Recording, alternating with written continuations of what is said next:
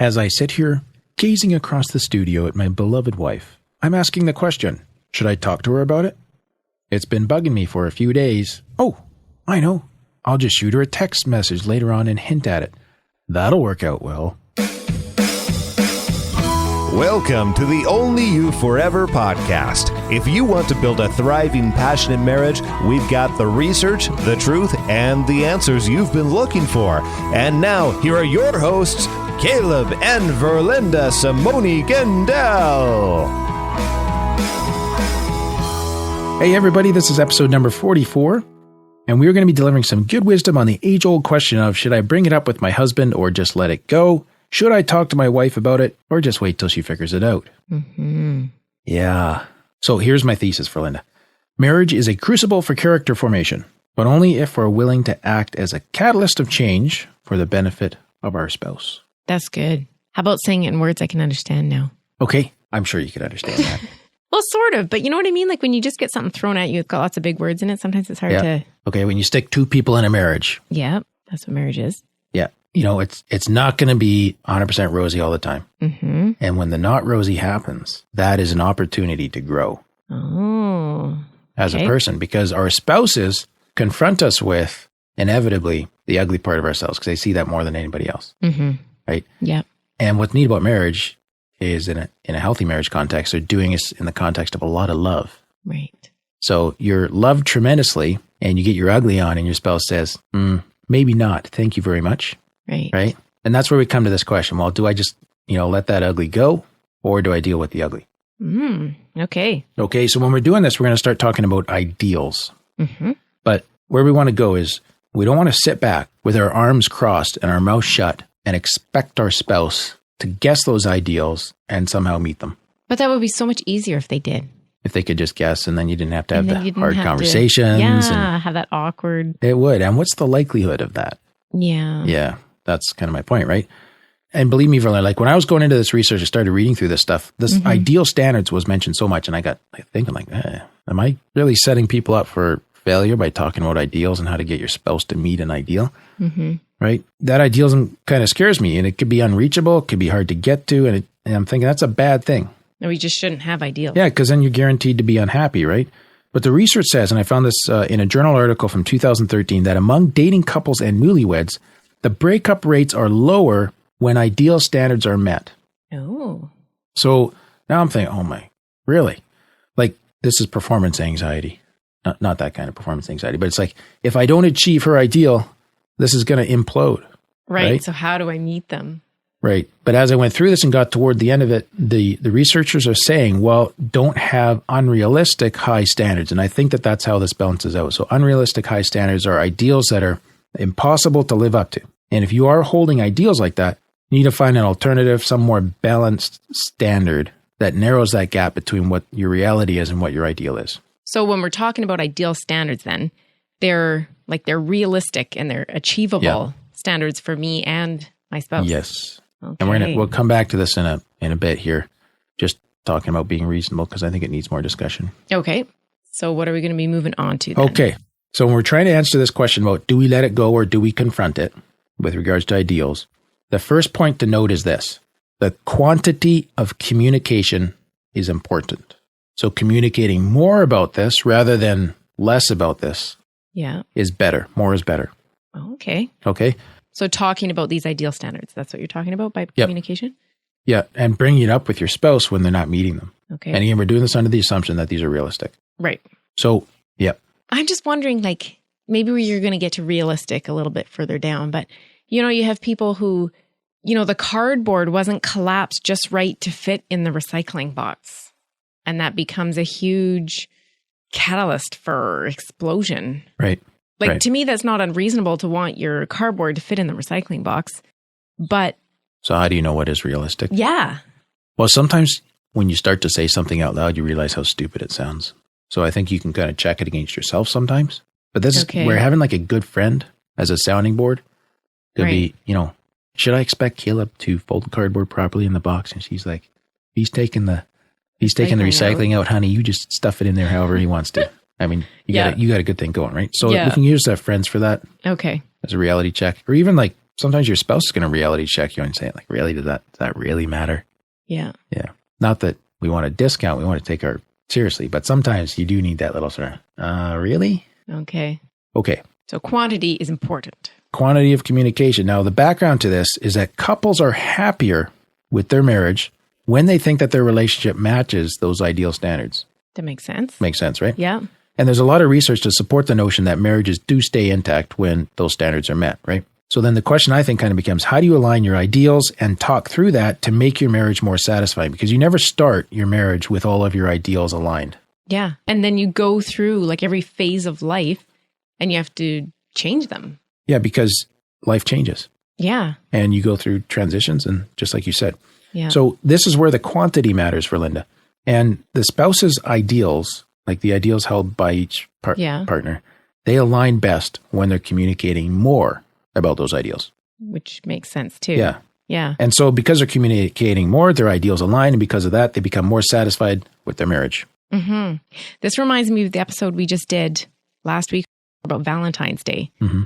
And we were discussing how our expectations, or we needed to talk about our expectations and discuss them so that we didn't get disappointed when our spouse wasn't on the same page as us. Right. Even about something like Valentine's Day. Yeah. Yes, absolutely. So that's similar here to what you're talking about. I think so. And one thing I hear a lot, Verlin, when I'm talking to people that are struggling with their marriage is language around them being misaligned, like their ideals not matching. So she's maybe just not interested in working on this part of their marriage, or, you know, he's saying we can't see eye to eye on this particular issue. And you're saying, well, how much have you talked about it? Yes, because you want to get those ideals lined up because you believe and you know that this leads to relationship satisfaction. How do you line them up? You talk about them. Yeah.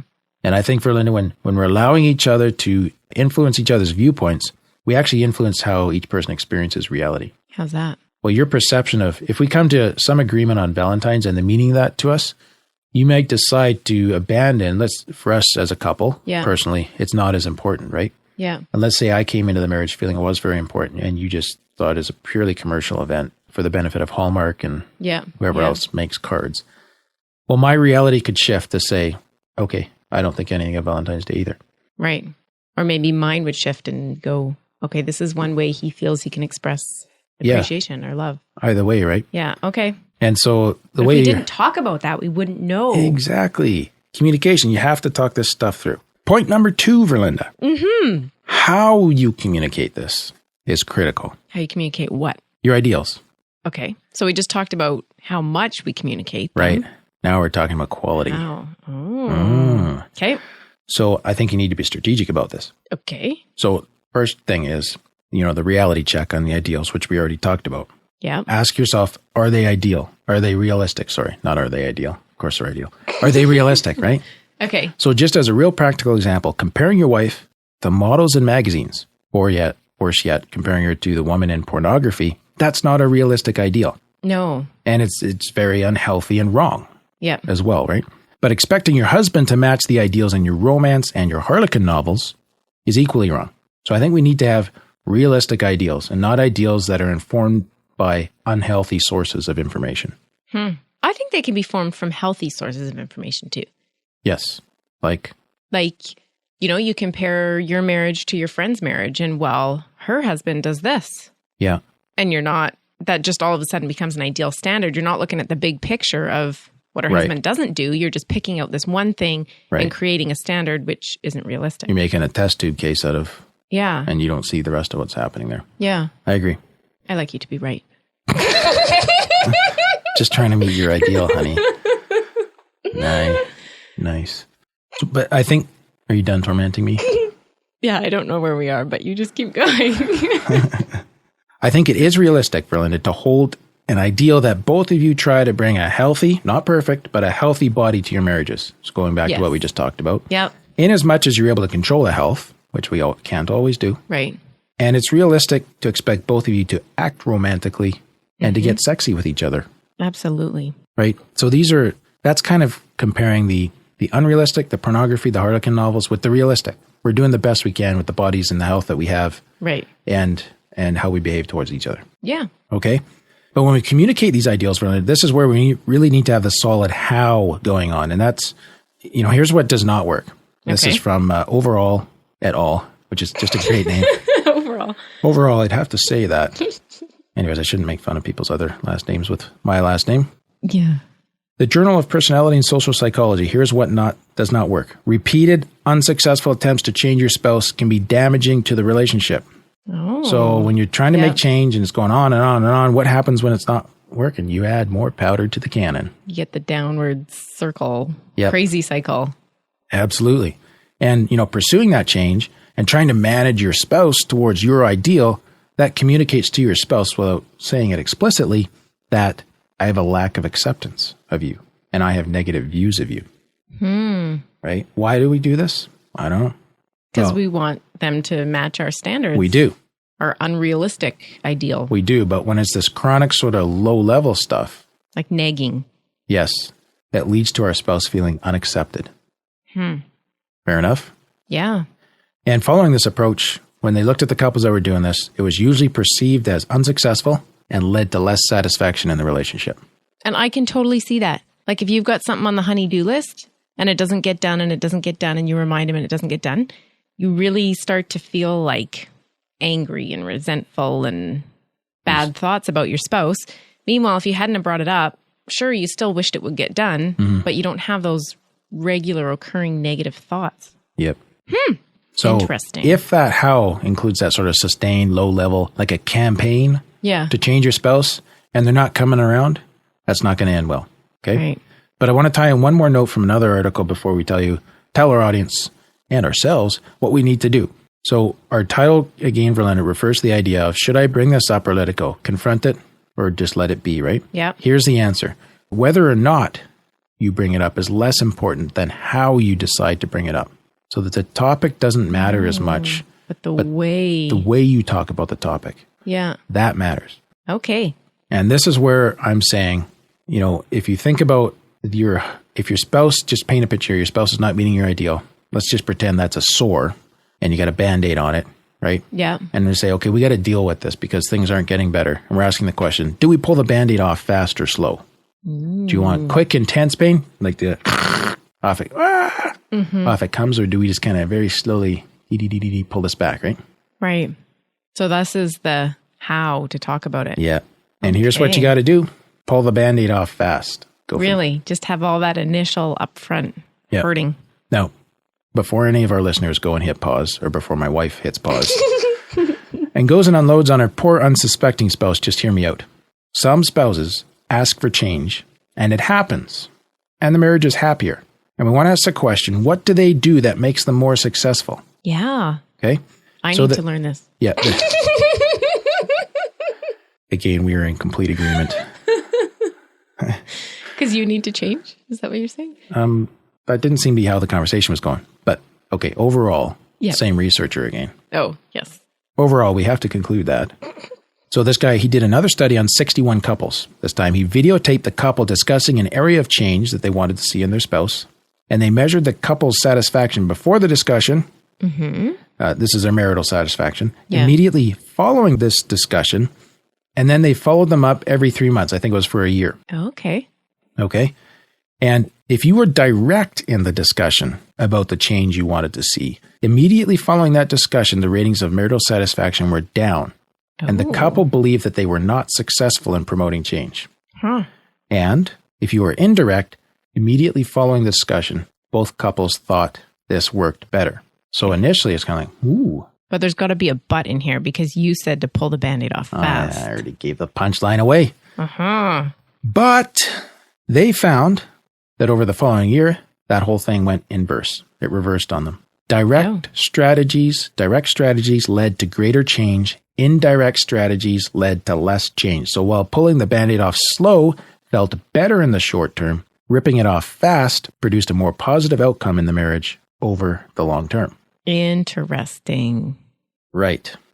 So that's why I'm saying you got to pull this off fast. Because it actually achieves the change, which means your ideals are being met and you're both happier and more satisfied in the marriage. In the long term. In the long term, even though it hurts more to hear it and feel it at the start. Yeah. Yeah. But we should just talk about this because I want to compare what indirect communication looks like and direct, okay? Okay. So indirect communication is, can be, in its best, it's tactful and very patient And you notice the folks, they were using a lot of positive affect. That just means they're being warm and loving to try to soften the conflict. Yeah. But they're coming in so gentle, Verlinda, that they failed to motivate their spouse to change. And this is why afterwards, immediately following, it felt better. But in the long term, they were less satisfied and there was no change. No change. Because they didn't motivate them. And direct communication, though, what does that look like? I think, okay, I'm going to go home and scream at my wife for a bit.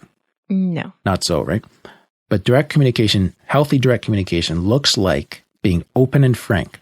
Okay. And being forthright, being direct. Yeah. You make the problem clear and you point out the consequences of your spouse's behavior. Okay? Okay.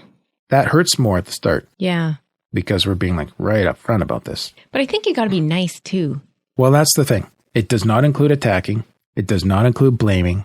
It does not include name calling. You follow? Yeah. So you're not engaging in nasty, mean, unkind, or corrosive behaviors. You need to speak the truth in love. You got it. Because when you do that, you're communicating speaking the truth in love, okay, or being forthright and direct. You're communicating the severity of the problem very clearly. And as a result of that, the nature and degree of the change that your spouse is being called to make is very, very vividly conveyed. Okay. So it's saying, okay, like Verlinda's like, she is really talking to me right now, and this must be important to her. And as much as it hurts, like, you got to suck it up, Buttercup, because you're not doing what you're supposed to be doing. This is where remember we did a podcast on defensiveness? Like, you might be right. I think this is where this could come in. You might be right. As a response. Yeah, rather than me explode because how dare you hurt me. Yeah. I need to stop and go, you might be right. Yeah. And think about it. Yeah. Because you're going to be hurting if I come at you like this. Blunt. Yeah. You're not intentionally trying to hurt me. No. But you're pulling the Band-Aid off fast. Yeah. Yeah. Yeah. So I think this kind of makes the research makes sense here, right? Because it's going to hurt more at first, or it's certainly going to feel more unpleasant. And you might even want to not do what your spouse is asking, and just because you're sore. But if you've had the problem clearly communicated and you can see the negative consequence on your spouse of what you're doing, if there's some fondness in the marriage or love for each other, you're going to step up to the plate. Yeah. If your stubborn pride doesn't get in the way. Well, you'll struggle through that, but most people get there. Yeah. Most people get there, right? And I think, Verlinda, though, if you just kind of fudge around the whole thing and you don't really get to the core of the matter, and you're so gentle about the problem, it almost feels like a compliment, it's going to lead to less change in the long term. Yeah. Because your spouse, they really remain unaware of the problem. Oh, that's a good way of putting it. Because it's not like your spouse is purposely ignoring you because you were too nice.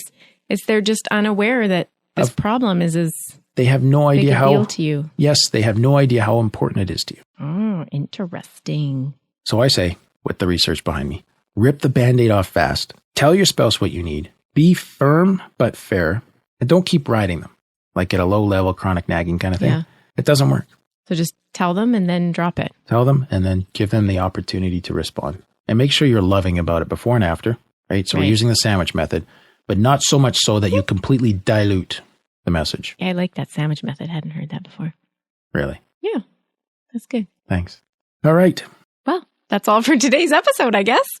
You can get the full show notes at oyf.link/44. Remember, we're here to help build thriving, passionate marriages. So if this was helpful to you, spread the word. Share this with others who would also be blessed by it. One way you can do that is to leave us a review on iTunes. Every review you leave helps us reach a wider audience. So I know it's a few minutes out of your day, but just think how many marriages you could be helping in that simple act. Go to iTunes now and share your thoughts. Thanks, and we'll see you next week. Thank you for listening to the onlyyouforever.com podcast. Please help us reach and influence a wider audience by rating and reviewing our podcast at onlyyouforever.com/love. Thanks for listening, and we'll see you next week.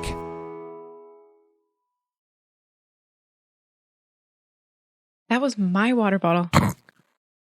Are you communicating an ideal? No, I'm just stating a fact. Because this is the reality. I just drank out of your water bottle. Yeah, I know. And now it has your germs on it. You may have collected my germs elsewhere, just saying. Oh, good thing we're communicating. Mm-hmm. Should we off? As I hunch it up.